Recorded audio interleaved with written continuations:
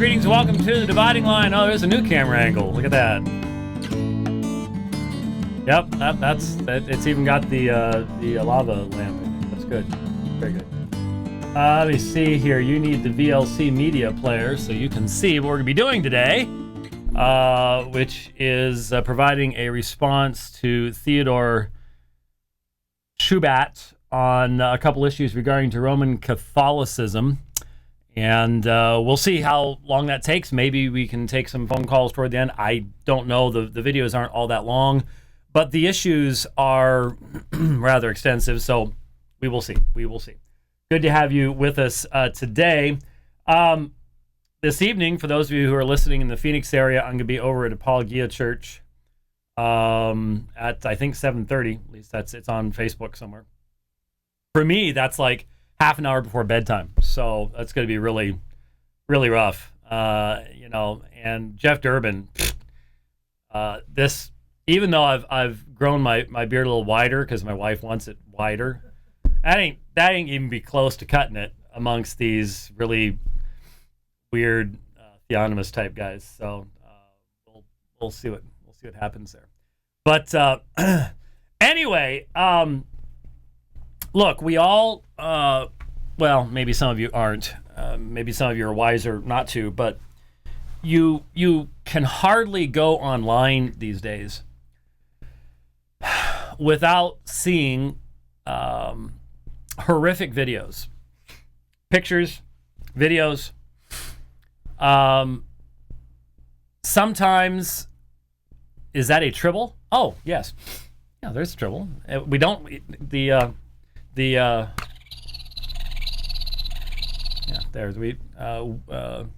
Will Hoffman needed to know if that was a tribble, and of course it's a tribble. Now the question is, did you all catch the tribble in the first new Star Trek movie?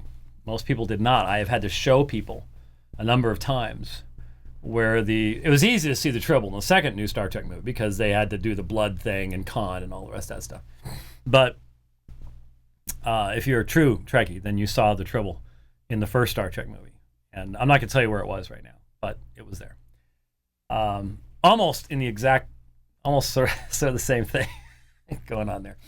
But like this is holding a place because we've been told, hasn't come yet, but we've been told that there will be something really cool to put there in the not too distant future. Hopefully not distant future at all. But we'll see. We'll see. So anyhow, as I was saying, it's serious here for a while. The videos that we are seeing, the pictures we're seeing of violence in the Middle East, some of them you shouldn't be looking at before going to bed, and for some people, I don't think you should be looking at it at all, to be perfectly honest with you.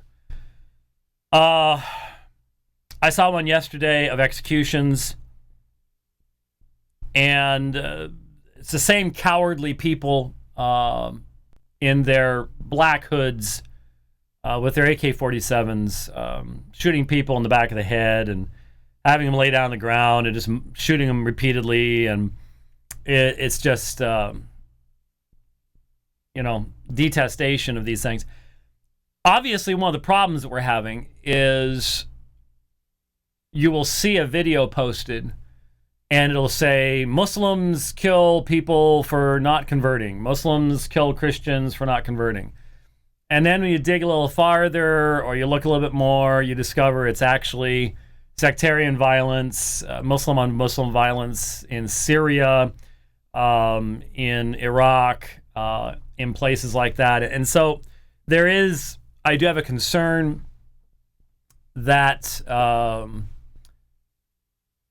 I have a concern that we have some issues with needing to be very, very careful in attributing sources and so on and so forth. But even take that out, the 170,000 people who have died in the violence in Syria, that the ISIS group is obviously just the very essence of animals. I mean, that's the only way to describe them. They are the worst of war criminals. And it's very, very easy upon watching the cowardly, dastardly behavior of these individuals to not only become jaded, but to, as Christians, lose track of where we're supposed to be in regards to how we view these things from a Christian worldview. And there are some who are becoming downright militant in basically saying, well, we just need to do the same thing in reverse. We need to start our own Christian jihad, or to use a more historical term, we need to bring back the Crusades. And there are some real strong voices of people saying that that's what needs to be done. They're a small minority, thankfully, but they're still out there. With that in mind, I think that explains some of the things that we see on coming from certain people with Middle Eastern backgrounds that are here in the West. I forgot, I apologize, I just realized as I sat here, I had pulled up some quotations, and unfortunately they have disappeared because I didn't transfer by a Dropbox. But I had some quotations I pulled from Theodore Shoebat's Facebook page last night, and I was taken aback at the militancy of the commentary. In fact, the second video we're going to look at was from I hesitate to call these videos that are cut up into 10 parts where someone's talking on a phone, a quote-unquote debate, especially when there doesn't seem to be any organization, time frames, people are talking over other people. I hesitate to call that kind of thing a debate, but anyways, he calls it a debate. And the terminology he used to describe his opponent was strong, shall we say the least, referring to him as a heretic and so on and so forth. And so, as I mentioned, I've been aware of Walid Shoebat for quite some time. You can't deal in the area of Islam very much without encountering Walid Shoebat, and I had looked at some videos when the CNN report on him came out. I looked at that. He's got a response to that. I don't trust CNN as far as I can throw it, especially when dealing with anything regarding Christianity. At the same time, I happen to know that there is a cottage industry of, a cottage industry of real Islamophobia. I would describe Islamophobia. Let's talk about Islamophobia for a moment. If you are trying to make everyone afraid of every Muslim in the world, that would be true Islamophobia. I think that would be. I think that would be a good description. If you cannot recognize that in a group of 1 billion people, there are all sorts of different kinds of people with different perspectives and different understandings and different beliefs, if you try to say that all of Islam is the same and fail to recognize those things, I have no more respect for that. It's very easy to do, by the way. I mean, if you want to divide people, that's how you do it. It's us against them. See, it's this us against them type thing. Problem is, man, I really get angry when people do that to me. I really get angry when I am held accountable for the Crusades, when I am held accountable for the pornocracy of the papacy in Rome, when I'm held accountable for the sales of indulgences, all all that kind of stuff. And then when I'm held accountable for Westboro Baptist Church or the Episcopalian Church United States ordaining homosexuals and all the liberals who are collapsing on homosexuality, marriage, abortion, from the world's perspective, they're all Christians because you can just throw everybody into one pile, right? Well, no, you can't. Does it take effort and time and energy to differentiate between those groups? Yep, and we expect it to be done for us, so we've got to do it in return. And so if you can't tell the difference between... You can tell a difference even... Just look at the people that I've debated amongst Muslims. Can't you discern real distinctions between them, not only in their positions, but in their mindset and their perspectives? If you can't, I can, that's for sure. And so I would say Islamophobia is when you try to paint all Muslims with the same broad brush, which would mean that Christophobia would be when you try to do that to Christians. I think that would sort of go along the same lines. You're freaking me out in there, playing around with stuff.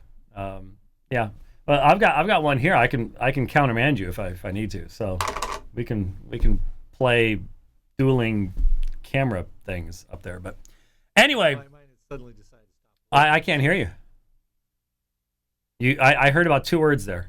I said mine has suddenly decided to stop working. Oh, well, come and get it. So.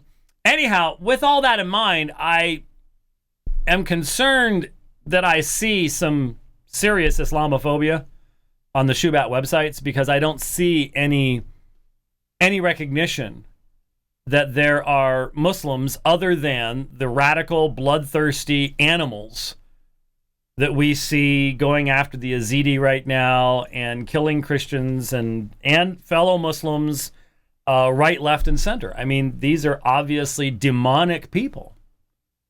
But when you then leave that reality and make it an us versus them, get your swords, kill everybody that looks like them attitude and mindset, that's when things really, really go wrong. So what happened was last sometime, today's Thursday, so yeah, about a week ago or Friday, somewhere around in that time period. I forget how I was informed about this video, whether it was a tweet or an email or exactly what it was. Anyway, I saw this video, Islam is a Form of Protestantism by Theodore Shoebat. Theodore is Walid's son. And I listened to it and I was like, really? Wow, that's really not good argumentation. And so I thought, well, let's do over this weekend, let's try to find some time to do a ScreenFlow video, something like that, just something real quick to respond to a couple of points. Well, I didn't get that time. I was preaching for 3 weeks in a row, and I just sent out an email with my schedule for this fall to my fellow elder so we can arrange things. And wow, have I dug myself a deep pit this fall. We are going to be busy. We may need to be cultivating some other folks to come in because I'm not sure that even John could keep up with how much traveling I'm going to be doing between Kiev and Berlin and South Africa and Glasgow and going back to the New York, New Jersey area for a while and Atlanta and then Norway in January and I've really put it out there. But anyway, so I didn't get around to it. Well, in the meantime, Theodore and Sam Shamoon exchanged some heated conversation, and I won't even repeat for you what Theodore referred to Sam as. But you didn't see this? Oh, it was not good. To say that the Shoebats do not like me is an understatement. Because I ignored that and I wrote to Walid directly. the response I got back was a wildly disorganized, scattergun, disrespectful, in-your-face type thing that made me go, well, I know where Theodore got it from. It seems to be running in the family here. And I'm just like, okay, I'm not interested in food fights, okay? I try to do serious apologetics, and so I don't want to, If it's not educational, we've dealt with some pretty silly stuff in the past, but if it's not educational, then if you can't make it educational, then might as well move on to something else, because there's plenty of stuff out there. So I decided, then shortly, I don't know when the second video was produced, I forgot to look at it, but, or when this debate took place. But someone on Twitter, I do remember this, yesterday, I believe, pointed out to me the second part of this debate. And I come up in it. And lo and behold, amazingly, it's the same, it's the absurdity all over again. It's the same thing that Bob Enyart pulled. And I guess it's just going to become a meme, See how many people you can lie to about this thing, and go from there. See if you can shock people that there are actually people in the world that believe that God decreed all things that take place in time. Anybody got the London? Yeah, here's the London Baptist Confession, but this is, I believe, word for word the same as, if I recall correctly, the Westminster Confession of Faith, which says, from all eternity God decreed all that should happen in time, and this he did freely and unalterably, consulting only his own wise and holy will. Gosh, I actually believe my own confession of faith. How can that be? And of course, then they try to pervert that into other things, which again is standard fare. But since that's in the second part, then I did want to respond to that. And as I said, both of these are fairly short. So the primary discussion here is, it seems the Shoebats are now Roman Catholics. If they haven't been received into the church, they certainly are acting like they have been, and are defending Romanism. But they do so out of this Catholicism, the Catholic Church fought the Muslims, and so we need to do the same thing, and we need to all be together type of a perspective. And the problem is, this is all based upon an extremely naive, extremely imbalanced view of history. Just as most of the discussion of the Crusades doesn't take into consideration all of the background and history of the Crusades and what Muslims were doing and what Muslims at the time viewed it as and all the rest of that stuff. It just seems that what we've got here is a real good example of when you get into a tug of war is going to mean that you're not balanced any longer, because you're pulling this direction, they're pulling that direction, the center's there. And just like when you have people who deal only with Islam or only with Mormonism or only with whatever group, you're always going to end up with some kind of imbalance. And that's what we have here, especially with the view of the church. As you're going to see, but we're going to have to repeat over and over again looking at this, is, well, those were Catholics back then. All the people, he's going to say right here that what Islam was reacting against was Catholicism. Well, that's a naive view of the church. Would they have called themselves Catholics? Sure, they would have called themselves Catholics. Did that have the same meaning then as it has today? No, it did not. What dogmatically defined a person as a Catholic in the 7th century has changed. Are there core issues that are the same? Of course there are core issues that are the same.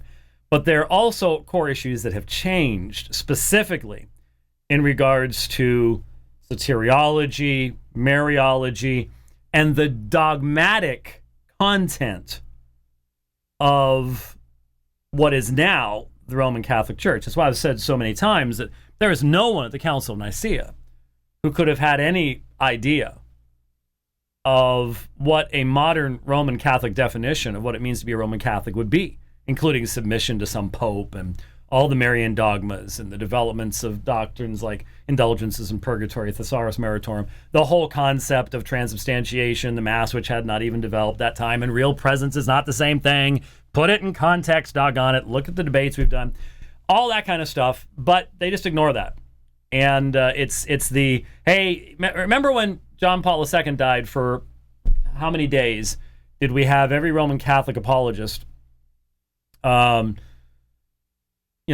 on Fox News for their 15 minutes of fame, talking about the 2,000-year-old church? And once again, apostolic succession, if it has any validity at all, has to be a succession of truth and content, not of any type of historical lineage. And if you don't teach, and in fact, if you, in some cases, anathematize what the apostles did teach, you're not their successors. You can put up all the monuments to yourself you want, it's not going to change anything. Serious concern about teaching and believing what the apostles taught and believed will not lead you to Roman Catholicism. So let's take a listen to. We'll just start and stop. You've got the feed there ready to go. All right, let's dive in here. Hello, Theodore Shoebat here, giving you guys another message that you will not hear in church. I guarantee that. There's a reason for that. there's a reason you won't hear this in church.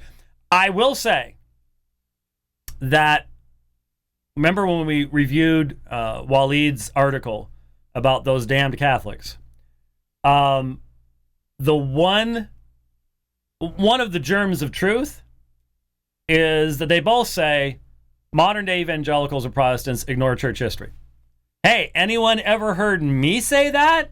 Yeah, just a little bit. Today I'm going to be talking about a subject that is very sensitive: Protestantism and Islam. What do they have in common? Well, the reason why we never really connect Protestantism with Islam is because Protestantism has been identified with the orthodox beliefs that we as Americans and we as Christians normally accept. We as Americans? Reminds me, it's a little scary to me, very scary to me, when Christianity becomes nationalized. Al Mohler handed Ann Coulter her head on a platter this morning for doing the same thing, for basically Americanizing the Christian faith. And I can guarantee, Theodore, that when it comes to a serious belief in the Trinity, if 10% of the American population actually really believes that, I would be shocked. I'd be shocked. Seriously. And I mean really believes it. Because see, if you don't worship God, if you don't even understand what it is, and your worship's not impacted by it, then you don't really believe it. You can tell the Pew Research guys that you believe in God the Father, God the Son, God the Holy Spirit. There's lots of liberal denominations that continue to say that. They don't believe it because they don't believe that it's a revealed truth from God. But so I get really, really nervous when people start Americanizing Christianity, because Christianity existed before America and it'll exist after America. Crucifixion, the virgin birth, the Trinity, things like such as that, the incarnation, all of these beliefs we commonly accept, and when people reject them, such as cults like the Mormons or the Jehovah's Witnesses, we shun the Mormons, we shun the Jehovah's Witnesses because we say, well, they're heretics. Well, and it's correct, they are heretics. But why do we shun them? Because these cults don't accept the creed. They don't accept the Apostles' Creed. And this... Well, I would say there's a lot of reasons why we do not engage in fellowship with Mormons and Jehovah's Witnesses. Their refusal to affirm biblical teachings that are universal amongst Christians, quite true. There are also other reasons, including their acceptance of other forms of authority or scripture or all sorts of things along those lines. And it's not that we just shun them. We then seek to evangelize them and bring the message of the gospel to them. The Apostles' Creed was established and concluded and really deduced by the Catholic Church. And by what church? When you say this was done by the Catholic Church, obviously in Theodore's mind, he's talking about the Roman Catholic Church. But when the essence of the Apostles' Creed begins to be discernible in the earliest patristic sources, there is no such thing as a Roman Catholic Church, and nobody would have even understood the terminology. There was a bishop of Rome, but he wasn't considered to be the universal head of the church. Again, and this would be before the Council of Nicaea, there was no one who believed dogmatically what you have to believe to be a Roman Catholic today at that time. There are all sorts of things that Rome teaches as de fide dogma today that had not even begun to develop at that time. Or if they had begun to develop, were in their most nascent stages. So what do you mean by the Catholic Church? Over against the Novatianists, over against the Donatists? Exactly what do you mean by that? And because a lot of the Protestant churches, they broke away from the Catholic Church, they kept a lot of the traditional beliefs. Now, obviously, right there you get your answer, because they broke away from they broke away from the Roman Catholic Church.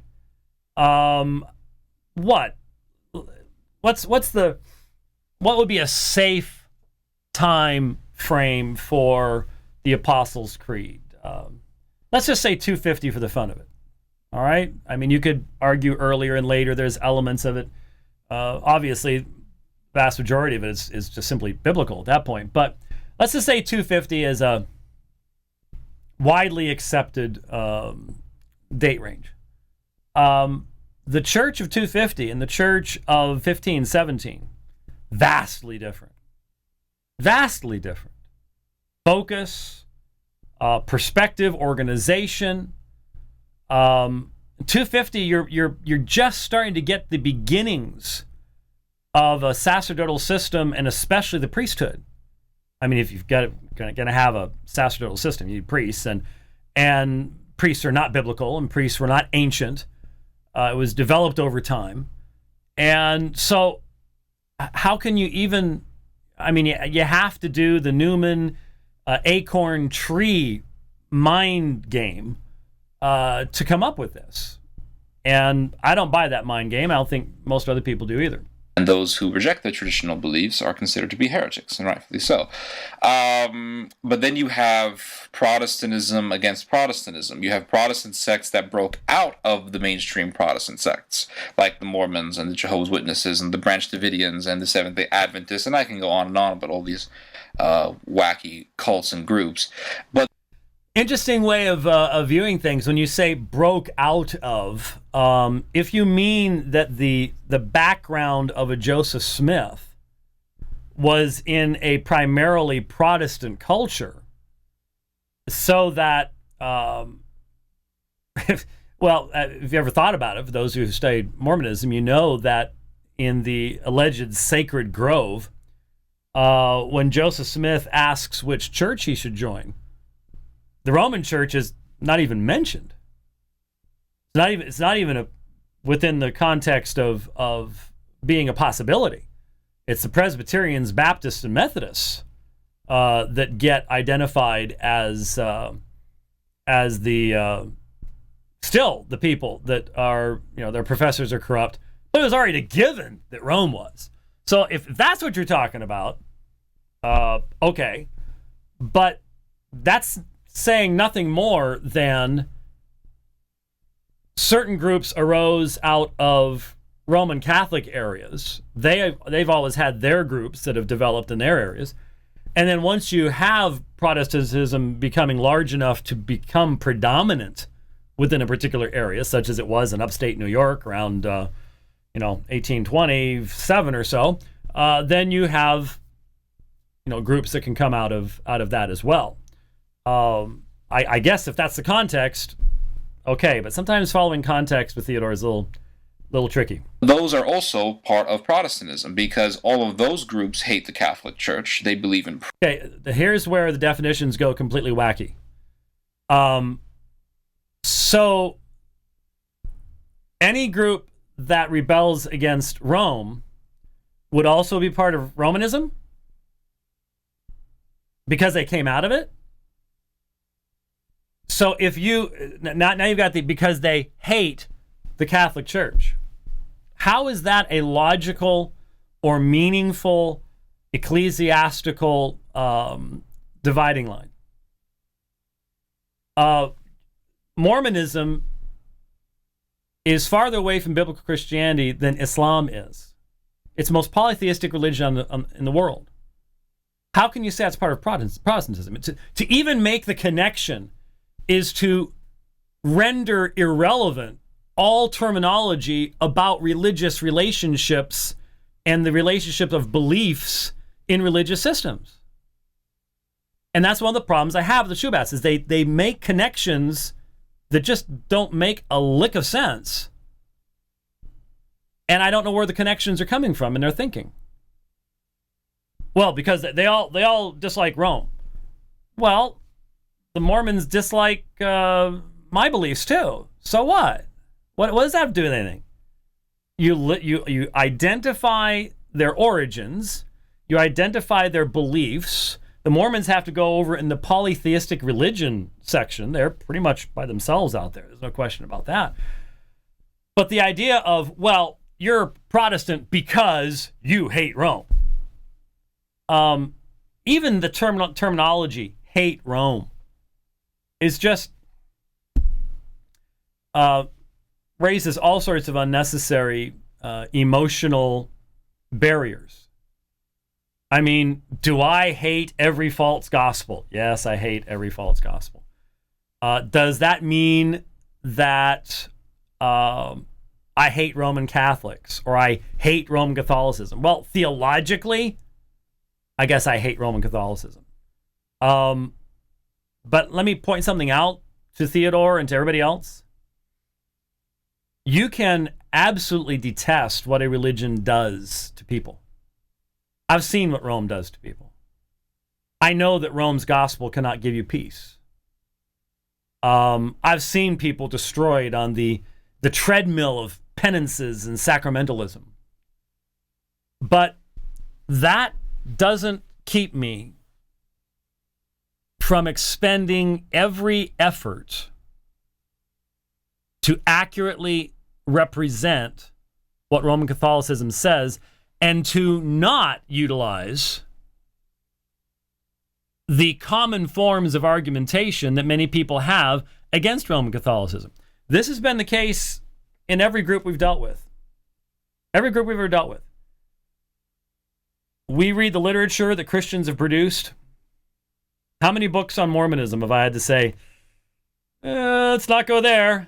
Not really accurate. A little overboard, a little imbalanced, a little unfair. How about Roman Catholicism? Yeah, hey, I had Alberto Rivera tell me to my face I was going to hell. So Jack Chick thinks I'm the Antichrist. So obviously we've done that there. And there's all sorts of apologetic against Islam that is inappropriate as well. If you're going to be fair, and we have to be fair, and I would suggest to you that the kind of hatred that the world associates with hate, that would mean we obviously don't hate these groups and these people because we remain balanced and seek for balance and seek for fairness because we want to be able to say, hey, you need to be fair in the arguments you're using against us. We'll be fair in the arguments we're using back as well, or at least we will do our best to try to do so. Not everyone's going to agree that we are, obviously, but we make the attempt. Protesting the Catholic Church. They believe in changing doctrine of the Catholic Church. They are essentially protesting the Catholic Church. So that wasn't what Protestant actually originally meant. If you know the history of the actual origin of that term, it had more political. Remember, Reformation had all sorts of political aspects to it because of what was going on in the Holy Roman Empire and the rise of nationalism and all the rest that kind of stuff. But make sure you recognize that when someone says, well, they want to change the doctrines of the Catholic Church, in the mind of someone like this, these are doctrines that have been there from the beginning and now they want to change that. That's obviously not what they were saying. They were saying that the doctrines and dogmas of Rome in their day were evolutions away from, de-evolutions away from apostolic truth. And that's why there was so much argumentation. Well, what did Augustine really say? Let's go back to the church fathers. There was a tremendous amount of that is to be found in at the time of the Reformation. And that's why, for example, I've pointed out, both sides could use Augustine because the Catholics could use Augustine in regards to ecclesiology, and the Protestants could use Augustine in regards to soteriology. Because the great disputes in Augustine's age regarding Pelagianism, Donatism, Augustine was not overly consistent on that particular point, and so both sides could use him. Why would they be concerned about that? Well, because the argument was not only the biblical argument, but also the argument that, well, you've got this unbroken tradition. Not really. No, actually, you don't. If you go back and go to the patristic sources themselves, they tell a different story. And what is Islam? Is Islam like one of these sects, like Mormonism, like Jehovah's Witnesses, and all these other groups? Yes, Islam really is a form of Protestantism. Now, before you object, I want to say I understand Muhammad did not live in the time of Martin Luther. That's a given. I'm not saying that Muhammad was part of the Protestant Reformation, but what I am trying to say is that Islam is a form of Protestantism. Why? Because Islam was founded as a protest against the Catholic Church. And obviously, if the Roman Catholic Church did not exist as the Roman Catholic Church in 632 AD, then this is going to become irrelevant. And so the assumption that Theodore is making is that, well, the Roman Catholics were the only people around back then. That's not the case. Not only did you have divisions in regards to Nestorianism, everyone always raises issues regarding Nestorianism and what kind of Christology would Muhammad have been exposed to, and all the rest of that kind of stuff. But the reality is, once again, the definitional dogmas of modern-day Rome, especially in regards to Mariology, the central aspects of Eucharistic beliefs, certainly the concept of the Pope as the infallible head of the church. The East never accepted that view of the papacy, obviously. And so that split, however, had not even yet taken place. It would in 1054. But this assumption of absolute continuity and the assumption that what was believed then that still continues to sound the same today had the same matrix and context to it. These are all simplistic assumptions that simply shouldn't be made. There's a lot of evidence for that. For example, in the Quran, Muhammad says that the Catholics worship their monks. He talks about how the Christians, or in his day, they would be Catholics because in the time of Muhammad, that's all there was. You were Catholic. There was no Protestants. There was no... Again, do I have to point out the Donatist schism in North Africa? The fact that in the days of Augustine, there were as many as 700 Donatist bishops in North Africa. Do I have to point out that obviously a careful reading of the sources from this time period would force you to recognize that the later divisions between East and West, the latent underlying issues were already present at this time, that we don't have nearly as much information as we would like to have concerning the nature of the Christian sources that Muhammad would have reference to. And of course, Part of this is due to the fact that there's tremendous confusion on the part of the author of the Quran as to what Christianity is. There's tremendous confusion in the language that is used. And the hadith sources don't help us a whole lot because they actually represent an even much later formulation being collected, centuries later. And so there's just a lot of scholarly disagreement on these issues. But the idea that this prophet, who not only, to define the Quran as primarily a rejection of Christian beliefs and not include the Jews in that, and not see the development, even in the canon of the Quran, where at first in the Meccan surahs, there is an emphasis upon the commonality of the prophethood, the message of prophethood, the fact that every prophet is sent with one core message, la ilaha illallah. You've got to have that monotheism. It's right there. And that's what the Jews had, and that's what the Christians have. And so we're going the same way. And then after the Hijra and after some other issues, you start having the stronger language condemning the Al-Kitab, the people, the book, the Al-Kitab. Clearly, even within the canon, there is a progression of perspective.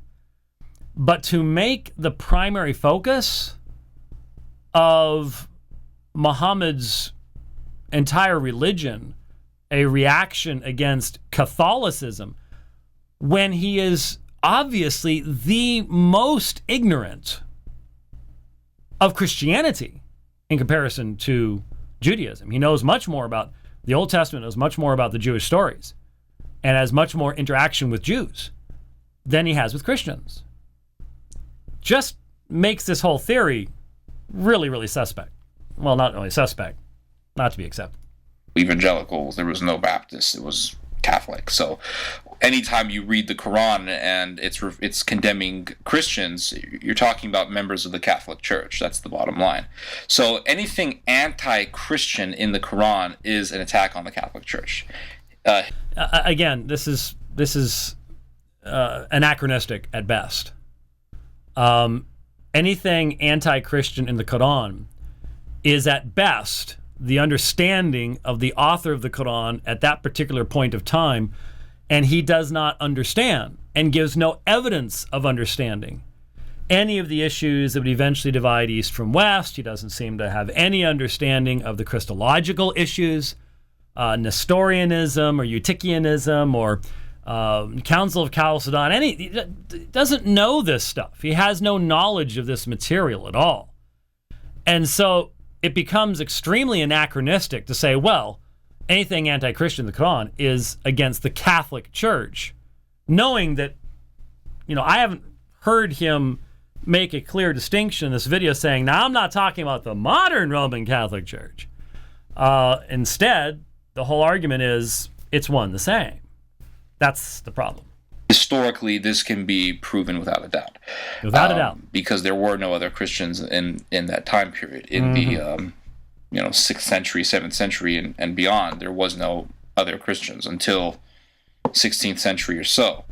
Therefore, the Quran is an attack on Catholic doctrine, the Catholic doctrine of the Trinity, the Catholic doctrine of the Incarnation, the Catholic doctrine that states that God became flesh.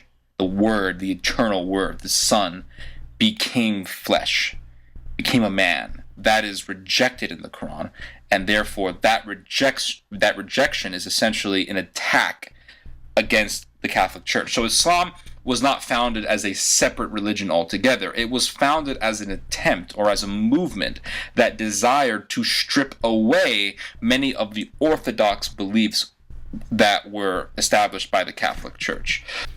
Now, I just find this this whole theory really stretching. You just really got. be really hard to defend this, I think, in debate against a sound Islamic apologist. There's no evidence that the author of the Quran has knowledge of these things. Even the denial of the incarnation shows no understanding of what even the most basic statement of the incarnation is. It seems rather obvious in light of Surah 5:116 that the idea of incarnation has to do with pagan deities taking wives and having children. So the idea that this is a rejection, a knowing rejection, even an intelligent rejection of the Christian faith, first of all, it makes that the entirety of the motivation of Islam, which it clearly is not. But it really grants way too much understanding, way beyond the level that the evidence itself would substantiate in regards to the knowledge of the author of the Quran. So when Islam rejects the incarnation, that God became flesh, by implication, it essentially began to deny the doctrine of the Eucharist. And this is something that really all Protestants reject. They reject the Catholic doctrine of the Eucharist. Now, there is no question at this point that, remember, the term transubstantiation will not be used for another minimally 450, 470 years, almost half a millennium, after the days of Muhammad. And to read back into this time period, the post-Aristotelian categories of accidents and substance concept of transubstantiation, where do you get that from the Quran? Where do you get that from the Hadith?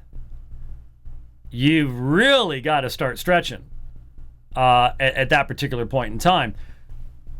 And so it's not, again, a knowledgeable reaction or response.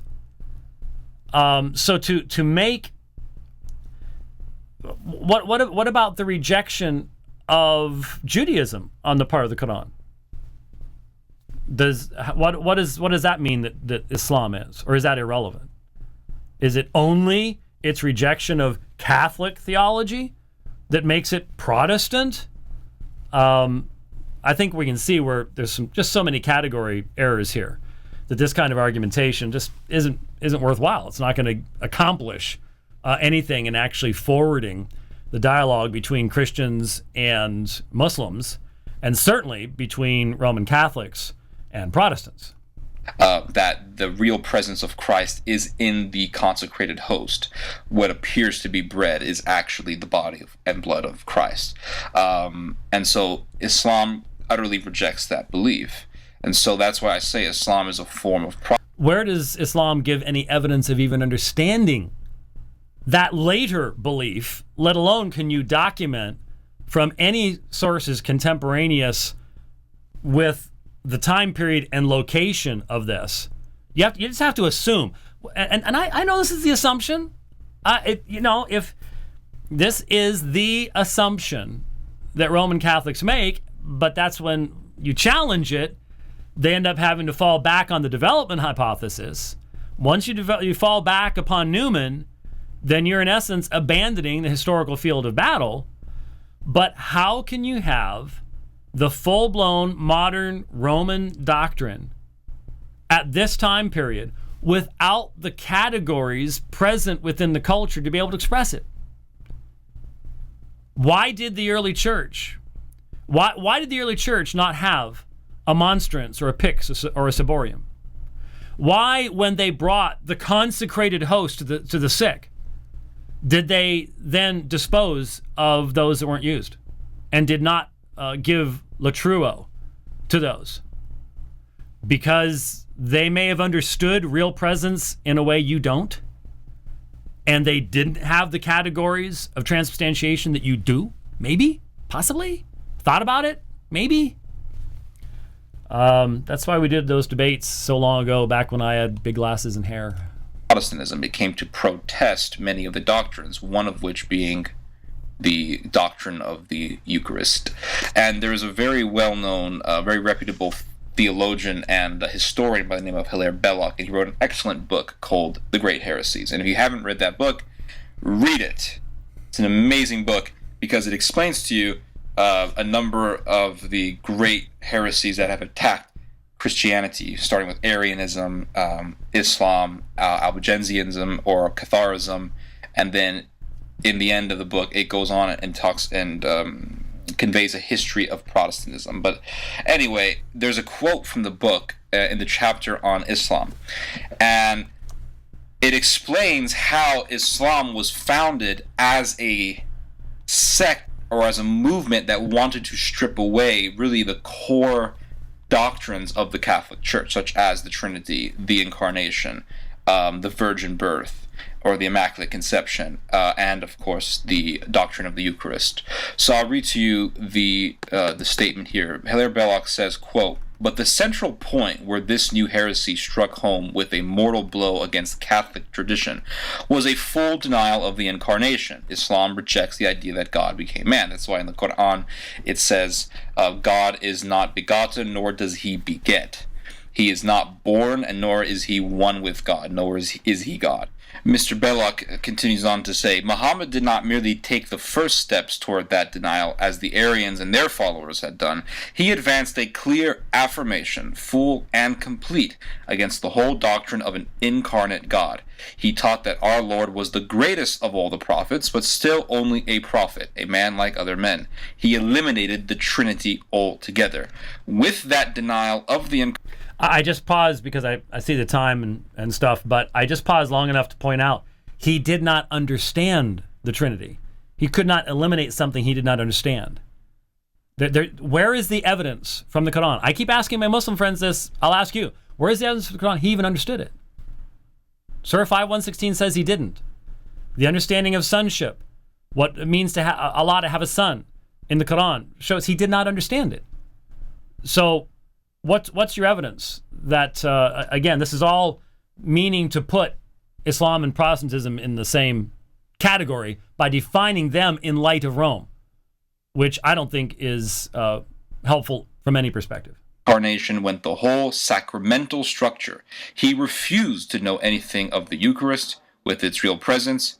He stopped the sacrifice of the Mass and therefore the institution of a special priesthood. In other words, he, like so many other heresiarchs, founded his heresy on simplification.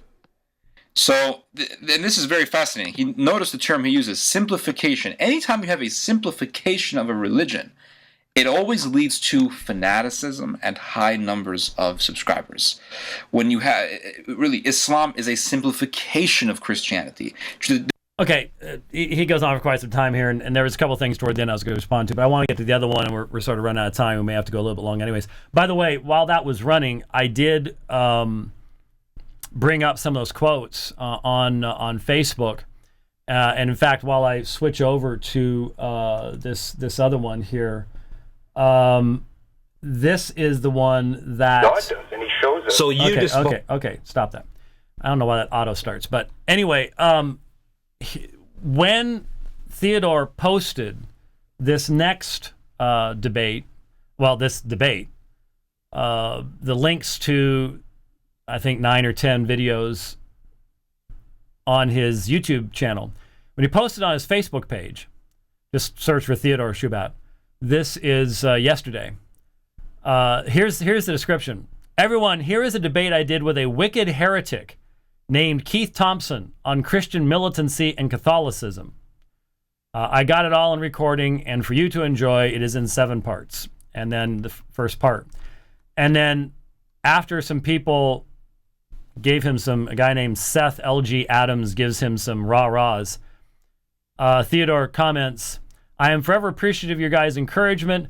The reign of the heretics is amongst us, and we need to work together fighting him.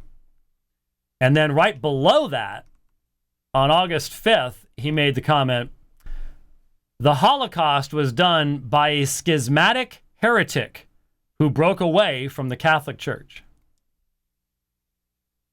So there you go. Blame Hitler on not remaining faithful to Rome. It's that kind of, really, your mind makes those connections? That makes it a little bit scary, to be very honest with you, to try to respond to some of this stuff. And it's interesting. So I forgot to look up and didn't think it was relevant because it might be actually be distracting. But if someone in channel or someone in Twitter would like to let me know who Keith Thompson is, the name rings a faint bell, but not in this context because there's no video. It's just a difficult to hear voice. So maybe someone could let me know why this even happened. I don't even know why this, but this is actually just the second portion of the 7 is what was tweeted to me. But that's because it contains a reference to yours truly. And so here is on Christian militancy and the Catholic Church from Theodore Shoebat. Oh my, but you determine when God does things, when God doesn't do things. Well, I think if you examine the evidence and you deny God's sovereignty over the Reformation, then you'd have to be a fool. I asked you for that. How do you know when God... By the way, when Keith is actually given enough time to talk a little bit later on, if Keith is listening or tweeting or something, his statements on the origination of the Reformation sounded hauntingly familiar. And I'd be interested if there's a connection here somewhere. Maybe we had the same church history professor or something. I don't know, because if you've listened to my discussion of the background of the Reformation in regards to the Renaissance, printing, Erasmus, his Greek New Testament, all that, it all comes out. It was like I was listening to myself at that point, and it was very, very interesting. So that would be interesting to see. God's hand is in something. So what about Egypt? I mean, what about all these Coptic Christians? What about all the Coptic Christians, let's say in the year 611, who were invaded by the Arabs when they were under the Byzantine Empire? They believed in all the things that you despise. Okay, were they all heretics? The Muslims? Okay, they believed in all the things that you despise. Do you mean by that they believed in doctrines that a modern Protestant wouldn't? Yes. Did they believe everything the modern Roman Catholic does? Of course not. Again, naive view of church history to not recognize even what modern Rome recognizes in the development of doctrine over time, some of which some doctrines, right around this time, you have some of the first references in, well, even before this, you had some references to, for example, the concept that would eventually become bodily assumption, and they're condemned. So you could even say that positively at this point in time, they would have held to beliefs opposite of what has been dogmatically defined since then. You could say that.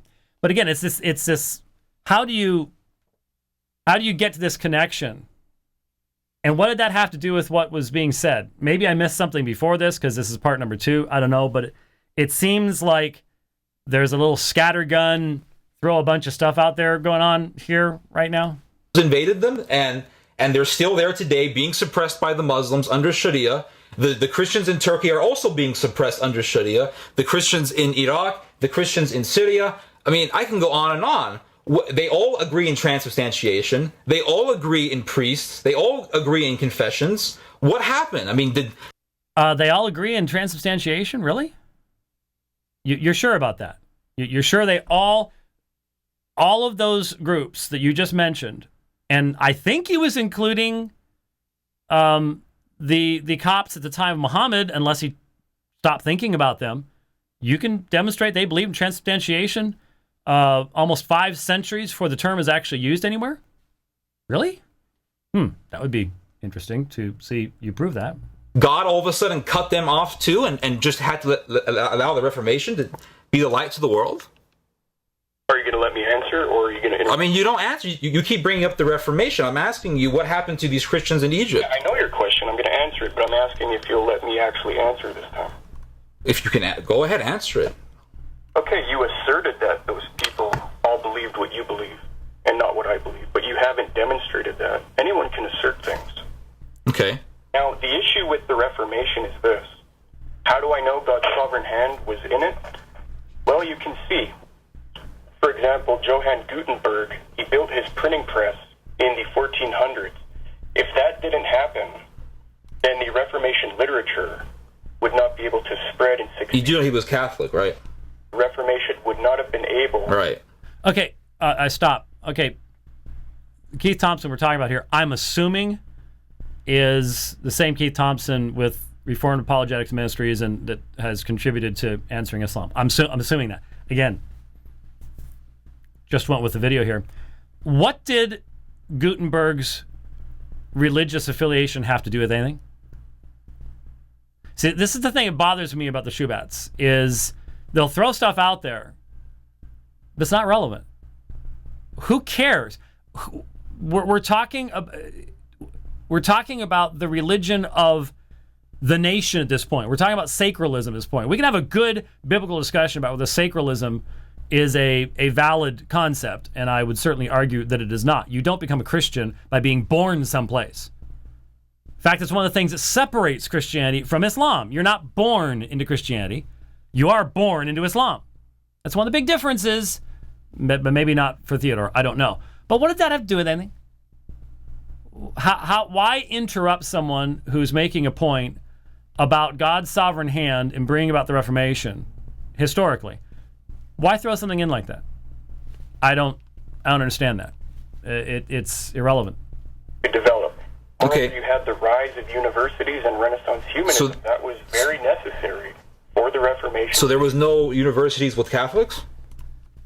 Irrelevant. This is what concerns me.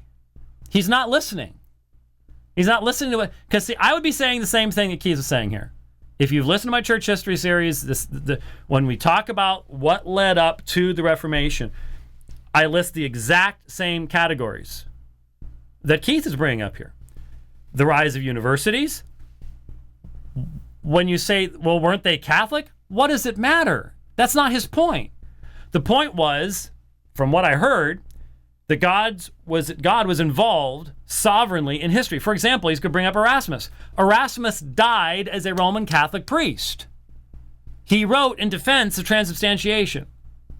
So, that doesn't change the fact that the work that he produced was vitally important for Luther in his studies of Romans and of soteriology to recognize that Ponententium agate is not the same thing as metanoiate. All right? So the throwing of stuff out here is demonstrating Theodore is not listening to what's being said to him. That's a common problem in internet arguments rather than debates. Well, God can use anything, right? So let me ask you this. So during the Crusades, when the Crusades were fighting the Muslims, who were the true Christians? Oh, so you're going to interrupt me and go back on your word. No, I'm not going back on my word. Means for God's... I would simply say that the definition of true Christian is the same at any time period, at any point in history. And anybody who thinks you have the ability to look into people's hearts from 800 years in the future, you're deceiving yourself and others possibly in the process. Sovereignty over the Reformation. But, I'm just saying, people invent things all the time. Doesn't mean that, the hand of God is in the Reformation. Mormons can argue that. 5 arguments cumulatively, which I believe prove... Mormons can argue that? Well, obviously, Keith is... Here's the problem. Trying to do a debate with someone who just wants to have a barroom fight isn't going to work real well. Because what Keith is trying to do is reason with people who want to hear facts and truth and so on and so forth. They want to hear well, why do you believe that there was a sovereign work of God? But it takes time to develop that kind of thing. I think one of the greatest evidences of this, aside from the things that Keith's bringing up, is, from my perspective, Wycliffe would have been a much better choice to lead the Reformation than Luther was. But it wasn't time. The necessary elements that led to the Reformation were not yet in place at the time of Wycliffe. And so there's just another indication of this. Now, you cannot make someone who doesn't want to hear and doesn't want to reason to hear what you're saying or accept what you're saying. So that's, I think, what we're watching here. God's sovereignty over this. Okay, so you have the rise of universities and Renaissance humanism, which was necessary because in the medieval period, as you may or may not know, there was a degradation of learning. But with the Renaissance and humanism, that is the idea that God created man so he could, learn and had a capacity to learn God's revelation. That sprung up. That's what the Reformers adopted. Then in the 14th and 15th centuries, there was a stress by theologians and academics on going back to the original sources ad for fontes. study. That's what the Latin slogan ad fontes meant, to the sources. It signified that attitude. Luther picked up on that. Calvin picked up on that. If this didn't happen, then the Reformation as we know it would not have spread. Then you had Erasmus printing the first ever Greek New Testament, which Luther studied, got his hands on, and then found out all of the wrong things Rome got with its Latin Vulgate, such as translating Matthew 3:2's use of metanoia to penance instead of repentance as it should be. There was no penance in the New Testament. Mm-hmm. So had God not ordained this event, Luther would not have discovered what he did, these important vital issues. Then you had Johann Reichling's Hebrew grammar, which was necessary for the Reformers to study. That was done right before the Reformation. Then you have all these abominations of Rome, like the Inquisition. What's wrong with the Inquisition? Papal corruption. What's wrong with the Inquisition? Which gave the Reformers... Hold on. What's wrong with the Inquisition? Okay, what's wrong with the Inquisition? What's wrong with the Inquisition? Well, you got to give them credit. It's better than a lot of Rome's apologists who, look, the Inquisition was the official perspective of the leadership in Rome. You better own it, and he owns it.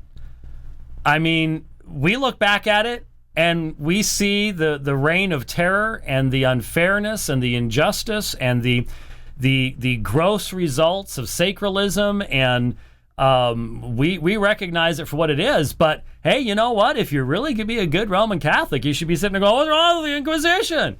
That's okay. It's okay if a state uses the sword to force people to bow to unbiblical doctrines. That's okay. Okay, there you go. That's sort of necessary if you're going to create a militaristic Christianity too. Very taste in their mouth. Hold on. What's wrong with the Inquisition? All this had to happen in order. What is wrong with the Inquisition? Have you studied the Inquisition? Yes, I have. Which books have you read on them? I've read Henry Kamen, I've read Edward Peters, and I've read several primary sources on the Inquisition. What's wrong with the Inquisition? Okay, so are you okay with Rome obliterating entire civilizations? Which civilizations? Which civilizations? Inquisition, such as the Waldensians and Cathars? Hold on. You're telling me the Cathars were Christians? Stop. Theodore, wake up, young man. What does that have to do with anything? I don't care if the Cathars are space aliens. His point is that a allegedly Christian group used military force to wipe out entire populations of people, which they did. The Pope called crusades against heretics in the mountains of France and Italy. They did that. And they killed people. Who cares if they were Christians or not? He's going to make his entire defense. Well, I can give you sources that these people were heretics. So? Are you going to start rounding up the forces to go take on the Mormon missionaries and blow them off their bikes? I mean, seriously. This is what just blew me away. Is like, are you not listening? Or what's worse is the thought process that just goes beep, way over to here, bing, all over the place. It's like, what? Whoa, wow. Were the Cathars Christians, sir? Like that? Were the Cathars Christians? Well, the Albigenses had decent theology, but there's debate on if the Cathars held to truly heretical things like dualism, Gnosticism, but there's a debate on that, you see. But either way, you shouldn't go into a civilization, root out all of its people, kill all their priests, and just massacre the women and children. You do realize that the Cathars were not Christians, right? You're not listening, Theodore. His point is Christians don't engage in mass murder. Hello? Well, I just explained there's a debate on if they were truly heretical. But, you know, there is evidence that they did hold some important Orthodox truths. So those were the true Christians that came from the apostles? Irrelevancy again. We should start a goal here, totem. How many irrelevancies? What does that have to do with anything? So as long as they come from the apostles, we shouldn't kill them. Yeah, I think we're all seeing what's going on here. Not like... Hold on, were those the true Christians who came from the apostles? He's already said not. Okay, so where did they come from? I don't know exactly where they come from. You mean... So you don't know even... So hold on. So you don't even know where they come from, yet you're sympathizing with them. You don't even know what they believed in. You're sympathizing with them. Yes, most human beings sympathize with populations that are wiped out by religious groups for the fun of it. And the scary thing is, I look at this video, and I don't see that Theodore is even hearing what he's saying. Doesn't even seem to realize. He's spouting the very same stuff the Muslims are spouting in the Middle East about kafirs. Oh, I wish I had this queued up. There was a video, and I tried to save it, but it wasn't on YouTube. It was one of those other sites, so you can't save it. There was a video in Arabic of a teacher in a Middle Eastern country, in a Muslim country, and he was talking about the definition of kafir. It was clearly, I take it back, it was in Syria because he was talking about Assad. And he was talking about why we don't, what's a kafir? Even talked about believing Jesus is God, Son of God. I mean, specific theology, quoting directly from Surah 4, Surah 5, the key texts that we have debated so many times with Muslims. And at one point, the teacher, these young students are listening to this guy. You never see his face because it's shot from behind him. And he says to them, so what do we do with kafirs? Now that they've defined them as those who have a differing religious belief, what do we do with kafirs? We slaughter them. We slaughter them. And that's what the Inquisition did with the Waldensians. It's the same mindset. It's the same mindset. That's frightening.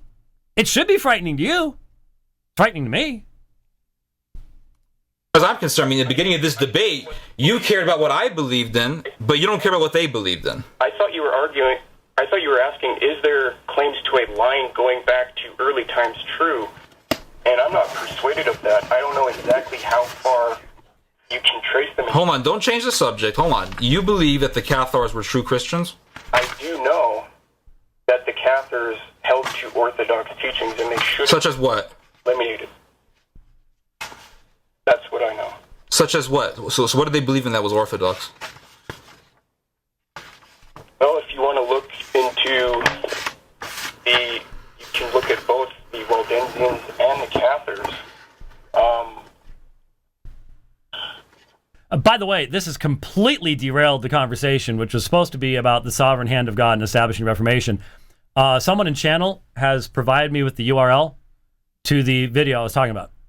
While we're listening to this, I'm going to get it queued up. We can switch over to it so you can see, you can compare. It's scary. Let's see here. They denied praying to or having masses for saints and praying to saints. That's orthodox. They denied purgatory. That's orthodox. Do you know that they had a pope? Pardon me? Do you know that they had a pope? Well, like I said, not everything... Have you ever heard of the Catholic Council at St. Felix de Caraman in 1167? They actually appointed Pope Niquinta to be their to hold the seat of the little papacy that they invented. Do you think that justifies killing all their women and children? Well, hold on a second. You do you know about the Catholic War? Do you know who started? Okay, there was the point. He ignores it. Just, that's not a part of where I want to go, so I'm just going. There is no meaningful interaction going on here in the mind of Theodore Shoebat. He's not listening. This is what's... I've seen this mindset before, unfortunately, as a debater. Keep that available. We're going to go back to it. But I'm switching over to Safari. Here we go. You ready?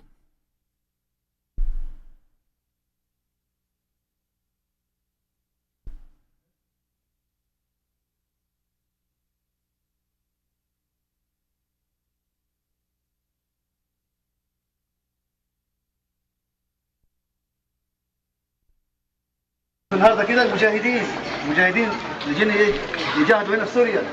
في مجاهد من مصر، ماشي، في مجاهد من الشيشان، مجاهد من المغرب، مجاهد من امريكا، من بلجيكا، من الصين، من روسيا، من الكاميرون.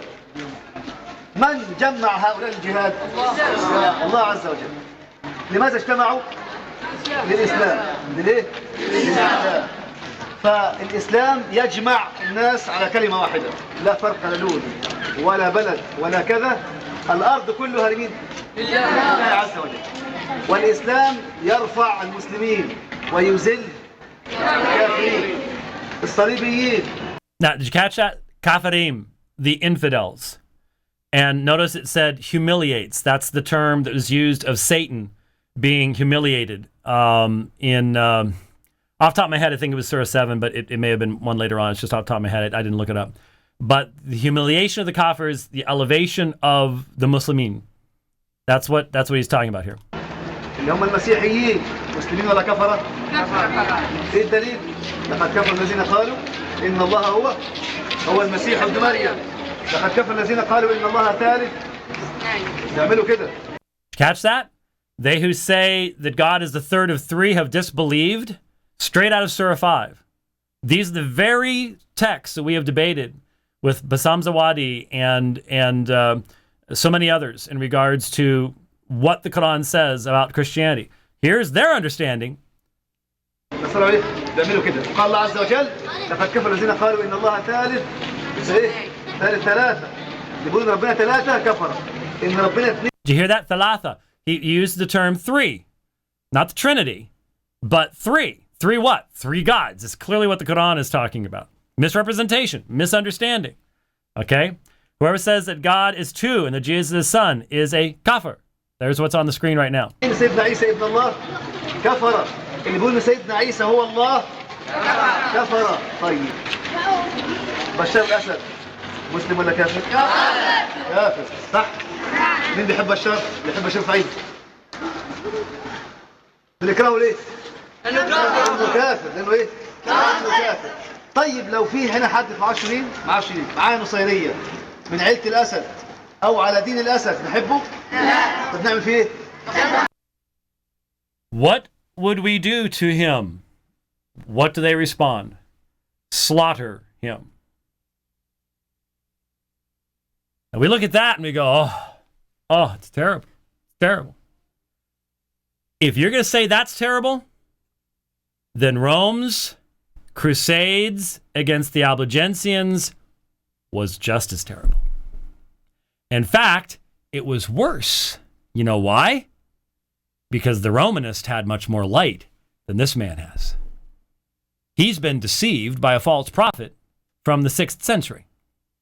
He has never read the Christian scriptures. He simply believes what the Quran tells him.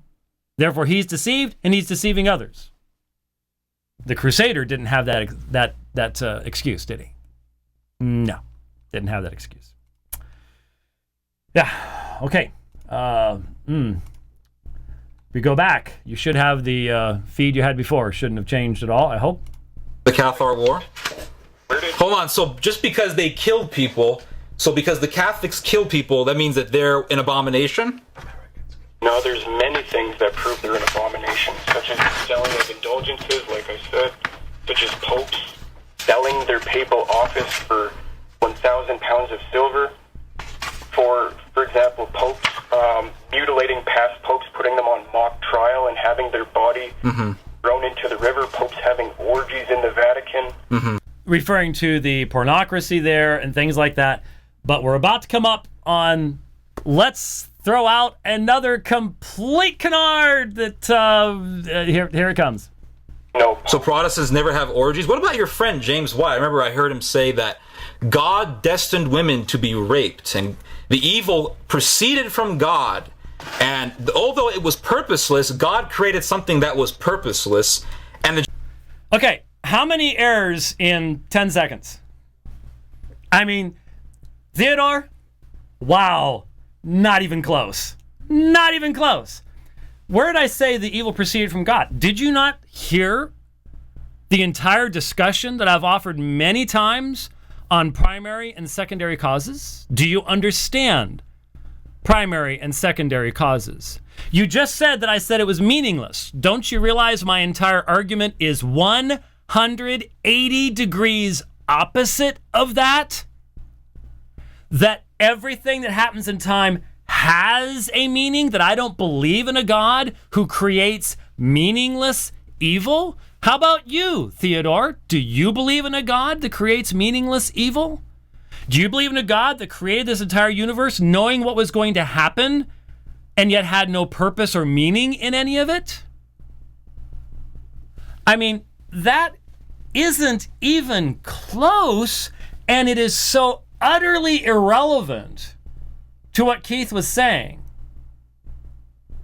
that it completely destroys any semblance of credibility that you might be trying to create for yourself by throwing out utterly irrelevant facts. Who are you trying to impress, Theodore? That's amazing. Anybody watching this that actually knows what Reformed theology says on this subject and knows I'm simply reflecting that, just went, wow, what are your motivations and what's your level of understanding? I mean, Theodore, your understanding of what I believe at this time is the same level of understanding of what the author of the Quran had of the Trinity. It's that bad. It's that bad. Wow. So Keith is pointing out that there was a period called the pornocracy, during which time the papacy reached its absolute lowest point, that there were well-known orgies in the papal precincts, that the papacy was sold to young men for portions of money, that there was that every pope for years had all sorts of illegitimate sexual encounters, and some were engaged in rape and murder, and I mean, it was just there was a reason why it's called the pornocracy. And yet we're supposed to trace the very mechanism for keeping the church pure through that morass and mess? These are relevant questions, and you respond with a complete, not only grossly dishonest and completely backwards false accusation, but it has nothing to do with anything. You consider this argumentation? It's not argumentation. I'm afraid this is what sometimes the internet has bred for us, and it's just so happened to be rape. Like, that's not an abomination? Okay, so now you want to get into a debate on if the Bible teaches God's sovereignty? No, I'm saying, I mean, if you want to say that that is an abomination, I can point out things that Protestants do that are abomination. One is only accountable if they are free in the matter. Is that your position? Oh, I'm not going to argue predestination with you. I'm saying that it's a disgusting thing to believe that God destined rape. Would you agree that it's a disgusting thing to believe that God destined rape? So God destined rape. What do you think that means, Theodore? There were a number of sinful acts that were involved in the lives of the people who were a part of the genealogy of Jesus Christ. Do you think that caught God by surprise? Do you think he was just doing his best to sort of put things back together again after those interruptions? Did God destine the pain that Joseph experienced in when he's in the pit? How about the pain of his father, thinking he was dead? The evil of his brothers, the lust of Potiphar's wife. Did he destine any of those things, Theodore? Seems like the Bible says he did. And he did it with holy, just, and pure motives, while the people who were judged rightly for those things did so out of an evil heart. That's what the Bible says, Theodore. I simply recognize that as evil and to be resisted as all the evil acts of men are, that they do not overthrow the purpose of God, and that they do not constrain God, because they don't come from something outside of himself so that he becomes the heavenly butler running around trying to respond to everything. That men make their plans and men do their things, but God accomplishes his purposes. That's what Psalm 33 says. But that aside, your complete misunderstanding of that issue aside, what does that have to do with the pornocracy? What does that have to do with the alleged infallible Pope of Rome? Nothing. Nothing. Amazing. Amazing. No, that White's position is actually that although God decrees whatsoever comes to pass, he leaves the sinful person in their depravity who willingly... That's not what he said. He said the evil proceeded from God. Really? Where did I say that? Document it. I challenge you. Document it. Because I know that I have always discussed primary and secondary causation. You may not understand it, Theodore, but if you're going to criticize me, then at least know something about the background from where I'm deriving my statements. And let me read it to you again, just in case you're not familiar with it. From all eternity, God decreed all that should happen in time, and this he did freely and unalterably, consulting only his own wise and holy will. Yet in so doing, he does not become in any sense the author of sin, nor does he share responsibility for sin with sinners. Neither by reason of his decree is the will of any creature whom he has made violated, nor is the free working of second causes put aside. Rather, it is established. In all these matters, the divine wisdom appears, as also does God's power and faithfulness in effecting that which he has purposed. That is the statement of the official position of Reformed Baptists. And if you're going to represent a Reformed Baptist, Theodore, then do a little homework. Do a little homework. Check your sources so that you don't end up doing stuff like this, because this is really embarrassing. You are affirming the exact opposite of what I am saying because you don't understand the position. It's a shame. You're going to tell me that's not an abomination. When did he say that? He said that on the Bible Answer Man show a number of years ago. That evil proceeded from God. Yeah, the evil proceeded from God, and you're going to tell me that all of a sudden is not that's a great thing to say? Would you? Okay, again, aside from the utter irrelevancy of this in regards to the pornocracy and the destruction, the complete destruction of the papal office during that period of time, we're back to the Bible Answer Man citation. It's amazing. I wonder, has he actually listened to that entire conversation? I bet he didn't.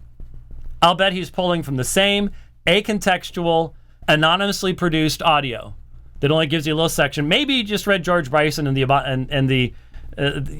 his stuff, where you ended up with the paraphrase that had nothing to do with what I actually said. I don't know where he's getting it, but anybody with knowledge of the reality knows that here's a man who is engaging in the worst forms of false argumentation and simple dishonesty at the same time. You say that? You're a liar. I'm not a liar. And also, I would like to read to you something. Have you ever read the book on the principle of evil? The principle of evil. Yeah. Okay. Well, we're right at the jumbo size here, right? I mean, what else? What more can? I mean, there's just. I would imagine if I went through this whole thing that I could fill a number of programs with this kind of completely bogus forms of argumentation. It's a shame. It's a shame, but that's what's out there. That's what's out there. Well, anyway, this evening, interestingly enough, I'm going to be speaking on Islam at Apologia Church, and I will not present this kind of argumentation. It'll actually be fair. I've had many Muslims attend the presentation and go. I actually had one group show up that they were looking forward to get to, crossing swords, and they left early because it was boring. Because it was that's what we believe, and okay.